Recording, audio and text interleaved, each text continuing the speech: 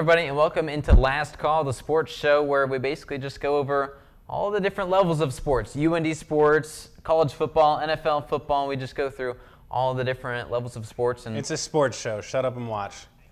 Thank you, Jake. Today we're going to go over UINDY's football and their win against Tiffin last week. We're going to talk about men's soccer, women's soccer, and their game yesterday against McKendree. Talk about volleyball and tennis a little bit at the UINDY level. Then we're going to branch off and talk about all of Division I college football. Talk about some Indiana schools, how they did. Then we're going to switch gears into the NFL. We'll recap everything that happened yesterday and preview what's going on tonight on Monday Night Football. It should be an exciting show. Nathaniel Finch here with Jake Keefe. You're going to hear from Sam Gailey in a little bit, but let's jump right into it with this UINDY football game and what was a fantastic win for Indianapolis against Tiffin.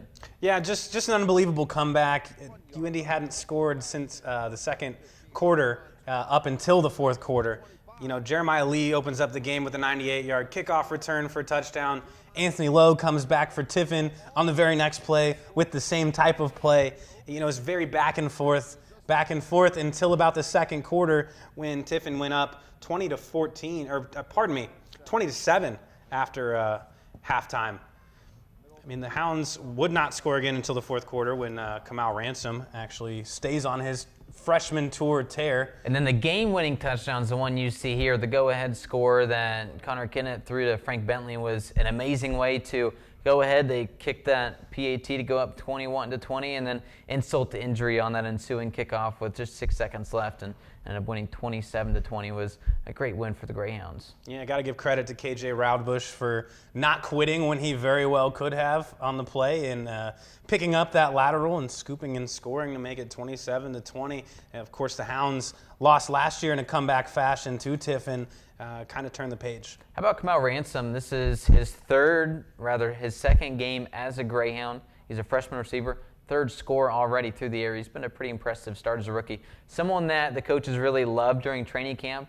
He's the real deal. That's what Coach Keevers has said. He's the real deal.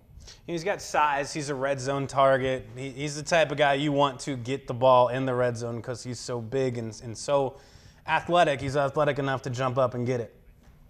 The Greyhounds lost to Tiffin last year. I know we touched on it a little bit, blew that big lead. They were the ones that gave up the comeback, and that's kind of what sent their season into a spiral. They lost a couple games straight after that. Lost to Lindenwood and Ohio Dominican. Couldn't really find any success. After that Tiffin loss, it was almost a season-ending heartbreaker for them. They fell out of the rankings, really struggled. This year's a different story, though. They were ranked 19 coming into the game. You got to imagine they're going to vault up that coach's poll now with this win. They're going to play an Ohio Dominican team this Saturday that they could very well have a good chance of defeating, given that Tiffin defeated Ohio Dominican last week. But really, this could just be the big difference. Last year they lost. This year they get the win, and it could be the momentum they need going into conference play in a couple weeks. Well, I mean, it's all about momentum of the season and keeping the game flow going. And these first two wins in convincing fashion for the Hounds, especially against Tiffin, being able to get knocked down, per se, and get right back up and keep dealing blows to the opposing team. It's very encouraging. How about Connor Kinnett? Had himself a great day through the air, but also on the ground. Tell me a little bit about him. I mean, through the air, 13 for 39, not a very impressive completion percentage, but 190 yards, 2 touchdowns, no picks. He hasn't thrown a pick yet this season. I'm going to go ahead and knock on wood here to make sure that doesn't happen this weekend against Ohio Dominican. We'll get to that later. Of course, on the ground, Kinnett, 10 attempts, 128 yards with a long of 55. I mean, he took some hits in that game, and it sounds cliche, but he got right back up. There was one hit I remember in general. I thought that was the end of it for him when he got his helmet knocked off, and the defender who hit him's helmet was knocked off. But he got up no problems and kept trucking. And for the standards of Toriano Clinton, a Harlan Hill candidate this year, was a finalist last year. Only had 18 carries, 81 yards. Not his best day on the ground. Still a great day for most Division II running backs, but yeah. It wasn't his best day. He was quote-unquote contained because he didn't have those giant gains. He only had 81 yards instead of the 100, 200 yards that we're used to seeing him on the ground. It seemed like it was almost necessity for Kinnett to use his legs and scamper and get those extra yardage when it really mattered. I mean, he had to. The pocket broke down quite a bit during the course of the game, and he read that very well, and he escaped and threw some passes on the run. He escaped and went ahead and took off and picked up 20, 30, 40 big chunk plays for the Greyhounds in the absence of Clinton, who, as you said, quote-unquote, had a rough game, and by any other standards, that'd be a great game. Right. If I could go out there and give you 81 yards I would say that's a good day. And don't get us wrong, we're not saying that he had a poor game. It was Toriano Clinton. We're just used to seeing more from him, and it's not his fault. This is a testament to the defense really trying to hone in on stopping Toriano Clinton from gaining anything, and yet somehow he still was able to manage 4.5 yards a carry, got 81 yards. It was a pretty impressive day, just not what we're used to seeing. It was still a great game for him, and the fact that Tiffin's defense really honed on stopping him opened up those lanes for everybody else. Absolutely. Notable stats for Tiffin as well. Darius Penix, 14 attempts, 123 yards, 1 touchdown. He looked good last year against UIndy and looked to improve upon that this year. Anthony Lowe, a return TD, as mentioned earlier, 11 receptions, 100 yards. I mean, what more can you want from a guy that caliber? And then the transfer from FCS Merrimack, Christian Carter, 22 for 41, 208 yards, 1 interception, so didn't really find the end zone on the receiving end of his passes, but looked good through the air. Greyhounds play Ohio Dominican this Saturday in what should be a great game and one that is very attainable to win before you head into conference play the week after.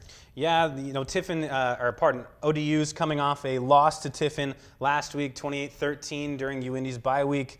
Notable stats there, Jake Bird, the quarterback, and wide receiver Ty Wiley are continuing to expand upon their previous year performances.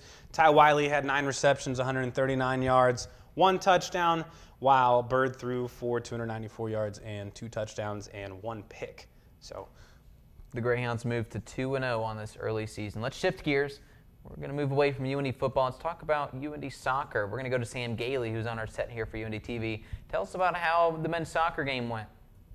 Hey guys, how are you guys doing today? So the men's soccer unfortunately dropped to a 25 after a draw against McKendree that ended 1-1, a goal by Ibo Yilmaz, as we can show that for you right here. But unfortunately, that also goes down as a draw on their record, as now Indianapolis sits at a 2-1-2. And unfortunately, 0-1-1 in the conference play. Unfortunately for them, they need to improve that going into this week. I think they know it. I think everyone knows it. The women's soccer also drew versus McKendree, ironically, as a goal by Kiki Salceda to equalize against another penalty kick, actually, to make it 1-1. Fun fact about McKendree, as the women drew against them, McKendree was ranked number 15 in the nation, so this could be a great upside to the University of Indianapolis women's soccer.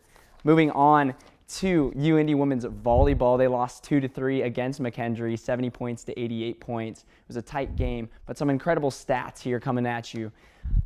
University of Indianapolis's Sarah Spalding had 20 assists, but unfortunately for her, McKendree's counterpart had 59 assists. Amber Williams put up a great performance on the stat sheet and on the court, which was quite impressive. Moving on to men's tennis, they were very successful in their doubles, in their A doubles. They move on to the quarterfinals and they move on to the semifinals. Actually played here tonight, or they play here on Monday. Unfortunately, the men's single tennis didn't go as planned, as one person lost out in the round of 16 and another person lost out in the quarterfinals, unfortunately. But overall, there's hope for the UIndy men's tennis team going into the quarterfinals and semifinals. Guys, back to you.